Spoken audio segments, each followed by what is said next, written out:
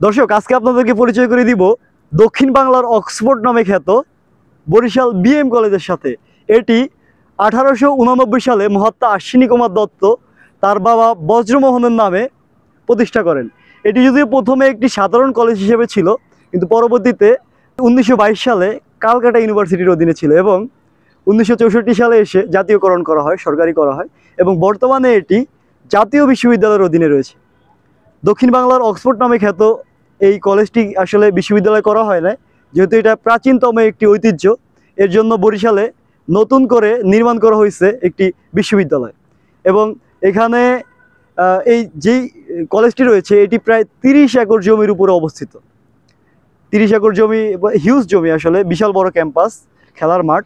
আসলে এটা একটি শিক্ষা কেন্দ্র নয়, এটি বরিশালবাসীর একটি আবেগ, একটি অনুপ্রেরণার জায়গা। এই কলেজ থেকে হাজারো শিক্ষাবিদ, চিকিৎসক, বিভিন্ন বুদ্ধিজীবী গড়ে উঠেছে এবং আপনি যদি বরিশালকে ভালোবাসেন তাহলে অবশ্যই বিএম কলেজ আপনার গর্ব।